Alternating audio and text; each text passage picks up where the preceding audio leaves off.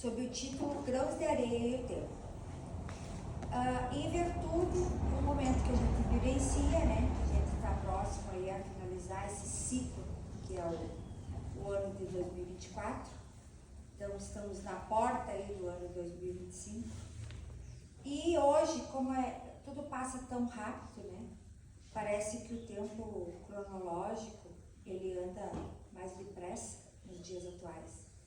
E eu acredito que ande mesmo, não a questão dos minutos e segundos, porque eles são os mesmos, né? São compostos da mesma quantidade de minutos e segundos do dia e horas.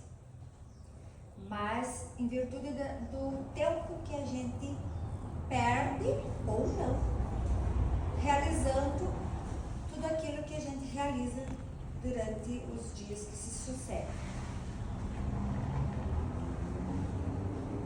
E antes eu vou ler um trecho do Momento Espírita, e antes disso eu quero trazer à tona, porque a mensagem fala muito da questão da ampulheta, né? Que a ampulheta, ela é um instrumento muito antigo, que foi feito, idealizado muito antes de Jesus, né? Porque uns dizem que foi no Egito, outros dizem que foi na Grécia Antiga, né? Ao certo não se sabe, mas foi nesses tempos da antiguidade, que ela foi criada para se estipular o tempo, para se medir o tempo na época. E ela ainda é usada algumas vezes. E eu não sei se vocês lembram, eu não tinha nenhuma em casa para trazer, que é aquele, né? Hoje ela é feita de vidro, né? São duas esferas de vidro que elas se entram em contato com um orifício ali ao meio, e numa das esferas se concentra a areia, e quando tu vira, ela vai deslizando, né, pelo aquele orifício ali, ela vai se deslizando para até terminar no recipiente de baixo, que são dois recipientes no caso, né. Vocês devem ter visto só para lembrar, né, para imaginar. E então, como eu falava, como nós estamos na porta do ano novo, a gente se faz, né, nesse momento, algumas reflexões. Muitos ainda fazem, porque muitos não dedicam nem tempo para isso. E que bom que quando a gente tem essa capacidade de refletir, porque é através da reflexão que a gente se constrói. Já dizia Paulo Freire, né? A gente aprende com a gente e com o outro, através da reflexão, da prática e da reflexão da prática. O maior educador do Brasil e do mundo, eu digo, ele fala muito isso, que a gente aprende na reflexão, na prática e na reflexão da prática. Então, quando a gente fala sobre isso, que bom a gente tem essa oportunidade nesse momento, na tarde de hoje, embora poucos aqui fisicamente, mas a gente se dispôs, né, tirar esse tempo para refletir. Refletir sobre as nossas experiências ao longo que se passou, do ano que se passou aqui na Terra, ao longo do tempo que a gente já viveu. E é esse o convite da tarde de hoje. Hoje nós vamos imaginar o que eu já vivi.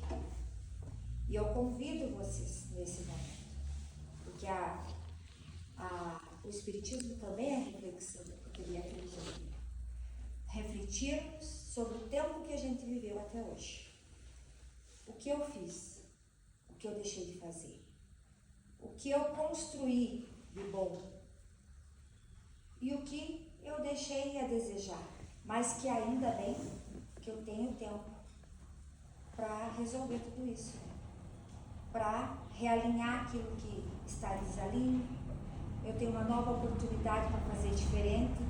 Embora a gente já saiba isso todos os dias e a gente repete isso, né, como um mantra, e às vezes a gente esquece, mas então para a gente refletir em torno disso, né, o tempo que a gente já desperdiçou, né, em coisas que não nos serviram de nada, mas que eu tenho a escolha de aproveitar melhor esse tempo que me resta, porque, tirando algumas exceções aqui, a maioria não vai ter mais o tempo que viveu até aqui.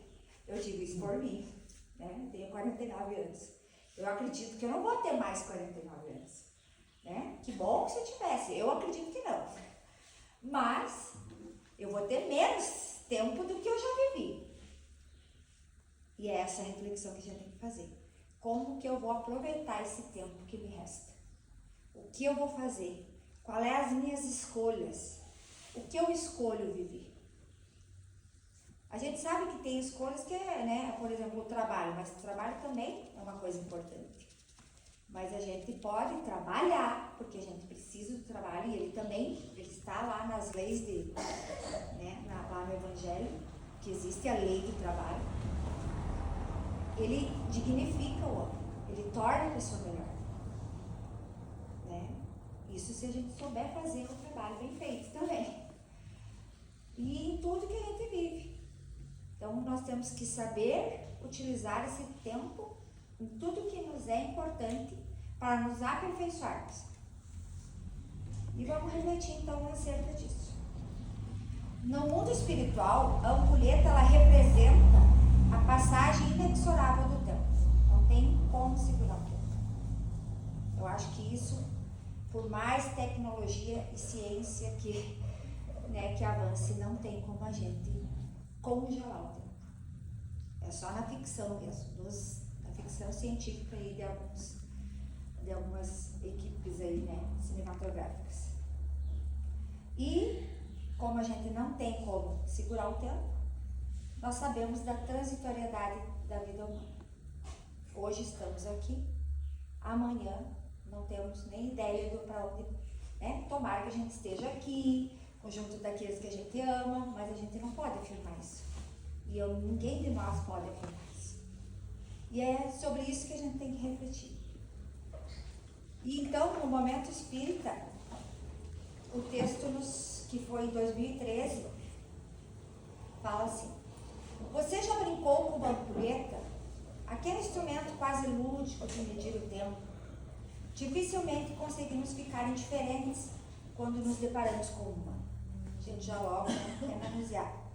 Seja por nos remeter às histórias e aos contos orientais, seja pelo fascínio de vermos os grãos de areia escorrendo intermitentes e pacientemente, ou ainda pela harmonia das suas curvas se insinuando perante o tempo. Não há como ficarmos indiferentes. Ainda hoje utilizada, ela se mostrou um instrumento precioso quando não se dispunha de outros medidores do tempo mais preciosos, utilizados em navios e igrejas.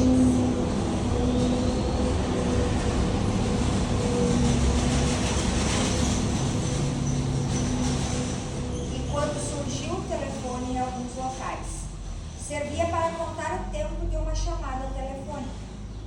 No judiciário, era usada para marcar o tempo das sustentações orais dos advogados e, simbolicamente, é utilizada nas artes plásticas para representar a transitoriedade da vida.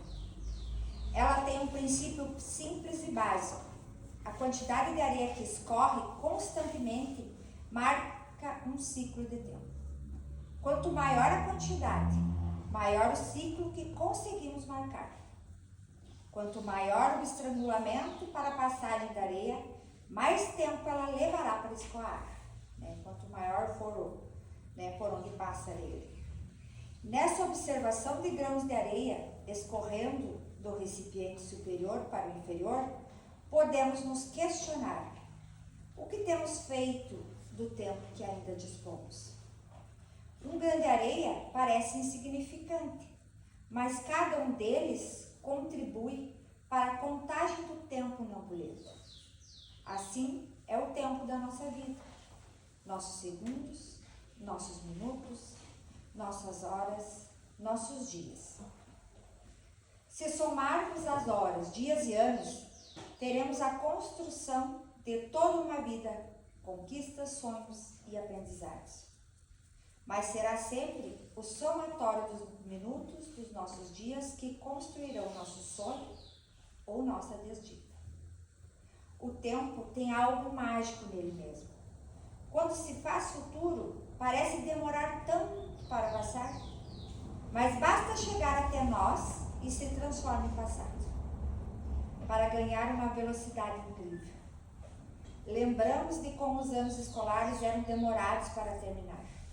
E hoje, ao nos recordarmos deles, percebemos como foi rápido, muito rápido. E o primeiro ano da faculdade parece que nunca chegaria.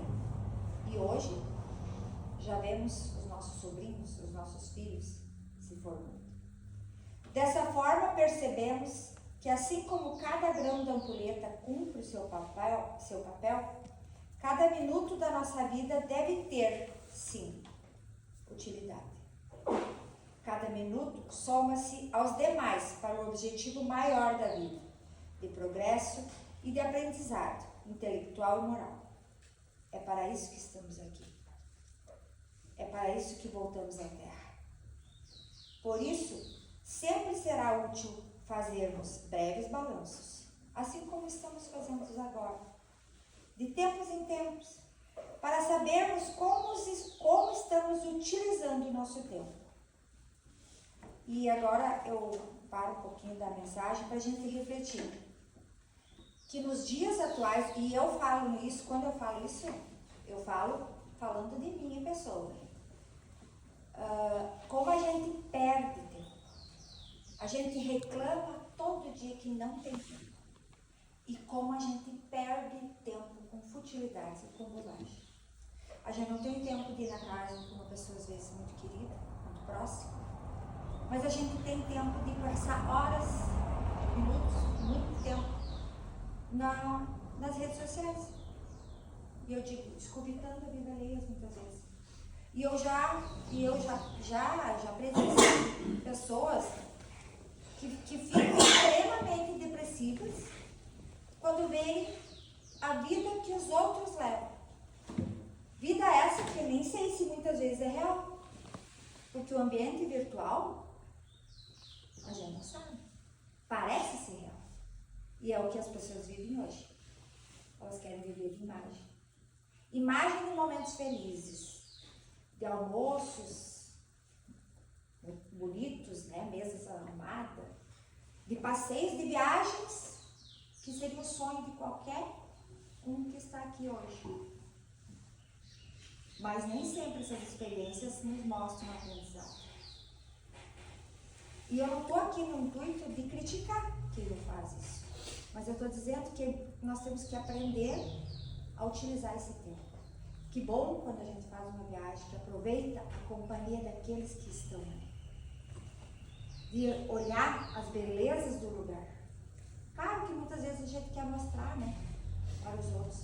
Mas nós temos que parar de se preocupar com o que os outros veem a nossa respeito. Porque muitas vezes aquilo que a gente quer mostrar não é aquilo que a gente é realmente. E eu percebo isso muito. E às vezes até eu me policio, porque às vezes eu quero postar alguma coisa e eu me pergunto, não, mas acho que não tem necessidade. Mas é a força do hábito. Nós estamos criando esse hábito. Esse hábito de mostrar tudo aquilo que parece um conto de fadas. Mas que a vida não é isso. Nós temos momentos felizes, nós temos momentos de felicidade. Mas não é todos os dias que vão ser assim. E nem poderia, porque senão a Terra não seria um plano, não seria um planeta de provas e expiações, que ainda o é, um processo de transição. E que ainda estará em processo durante algum tempo. Então, que a gente reflita sobre isso. Porque a gente diz, a gente não tem tempo para isso, não tem. Mas eu gostaria de arrumar o jardim, mas não tenho tempo. Mas a gente acha um tempo para, como eu disse, escurichar lá. Olhar aquilo que às vezes não. Muita coisa boa. Mas eu falo isso, quando eu falo isso, eu falo por experiência própria. Às vezes tem um texto muito interessante lá, até da Espírita, né? Da Bíblia, a Mansão do Caminho. E tu tá lendo o texto, entra uma notificação. No mesmo instante, a gente tem que se policiar, porque no mesmo instante, às vezes, tu para de ler o que tu tá lendo, importante, para ver o que te manda. Não, mas é muito urgente, deve ser muito urgente, né? Porque, gente, tudo é urgente pra gente.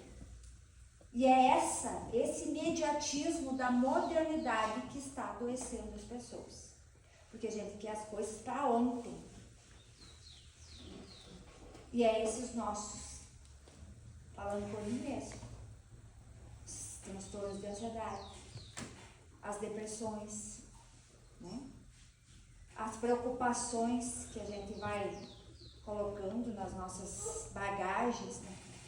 Que vão se tornando cada vez mais pesadas. E a gente deixa de aproveitar o tempo. O tempo de ler, né? Uma leitura edificante, um bom livro, como nós temos aqui na biblioteca também, já fazendo propaganda também. De assistir um programa bom também, que tem muita coisa boa que a gente pode assistir. Uma palestra, um filme, né? Que nos mostre experiências, aprendizado. Refletir. Refletir, às vezes, é até bom ficar sozinho, pra gente refletir. Porque a gente não quer ficar sozinho, tem muito medo da solidão mesmo. E às vezes a gente precisa ficar sozinho. A gente precisa ficar sozinho com os nossos pensamentos, refletir sobre nós mesmos. O que a gente faz e o que nós queremos fazer ainda, com o tempo que nos resta. Rapidamente, ao final do dia, perguntamos-nos o que nos sucedeu e como as coisas ocorreram. Se o dia foi promissor, se não foi, o que erramos, o que acertamos. Ao final do mês, um breve balanço das atividades e objetivos alcançados. Objetivos estes que não são só materiais. Objetivos de vida. Na conclusão de um ano, repensar o que foi feito e quais conquistas obtivemos enquanto ser humano. E também em tantos outros momentos, seja quando algum ciclo se concluir, nas despedidas ou também nas alegrias, num passeio. Relembre aquilo que você veio buscar, aonde você quis ir. Assim, procedendo, conseguiremos saber como nossos grãos de areia da ampulheta de nossas vidas são importantes. E como o grande tesouro chamado tempo, dádiva divina, vem sendo utilizado em nossas mãos. E aqui, finalizando o texto então do Momento Espírita, eu retomo a pergunta. O que viemos